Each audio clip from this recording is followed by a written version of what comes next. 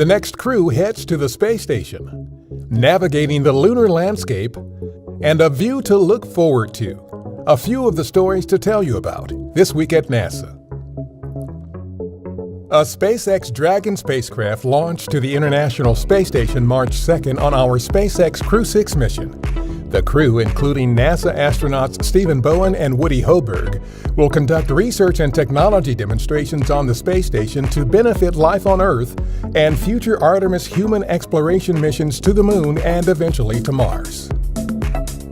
In 2024, a Firefly Aerospace lunar lander will deliver a payload to the Moon called the Lunar GNSS Receiver Experiment.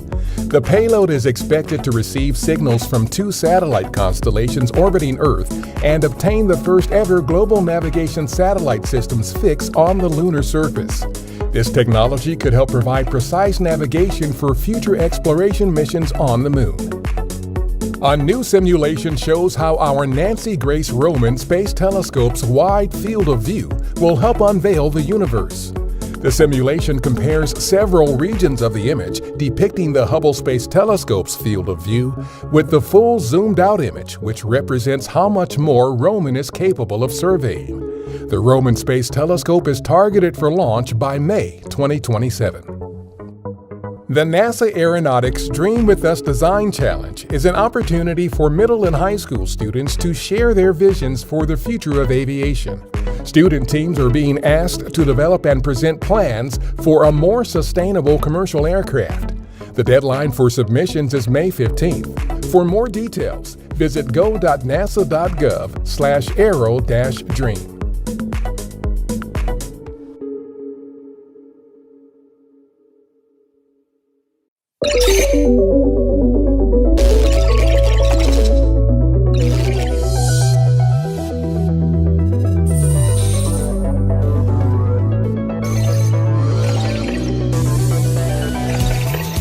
Welcome to the Quest airlock on the International Space Station. I'm Ricky Arnold, Expedition 56 flight engineer from NASA. Today we're going to talk about one of my favorite topics, extravehicular activity, or EVA. Going out on an EVA or a spacewalk has been one of the most amazing experiences of my life. But it's also one of the most complicated and dangerous things we do during human spaceflight.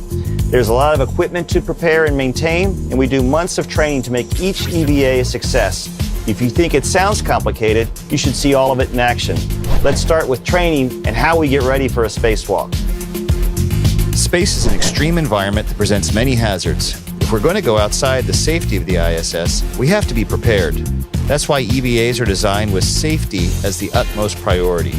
We astronauts spend a lot of time in the classroom, just like you are now, learning about the hardware we'll be using and the specific parts of the space station we'll be working on. Then we get to go spend a lot of time training in NASA's giant pool, called the Neutral Buoyancy Lab, or NBL. Since it's impossible to simulate microgravity on Earth, the next best option is water, 6.2 million gallons of it. The NBL is 40 feet deep, 202 feet in length, and 102 feet in width. A lot of room to have a full-scale working model of the ISS, which we need for practicing our EVA maneuvers and assigned tasks.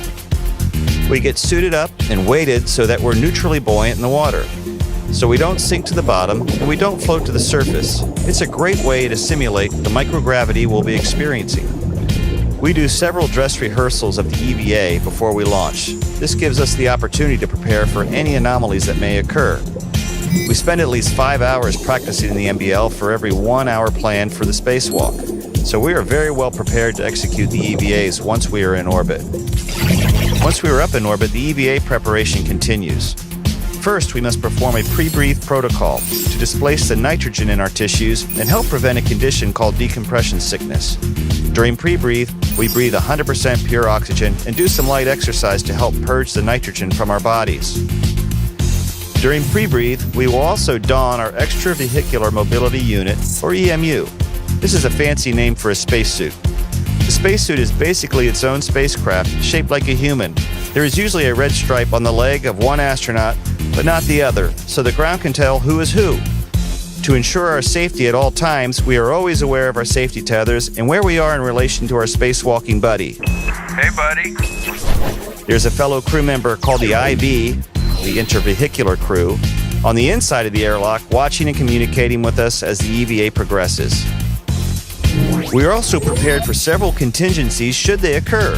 First, we are trained on the use of a jetpack that can be used to maneuver in the event of an emergency rescue. It's called a SAFER, or Simplified Aid for EVA Rescue.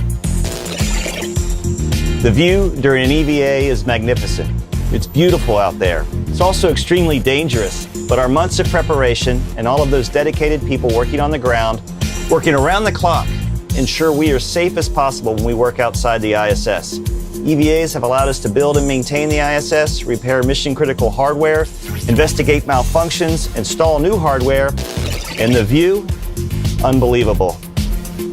See you next time.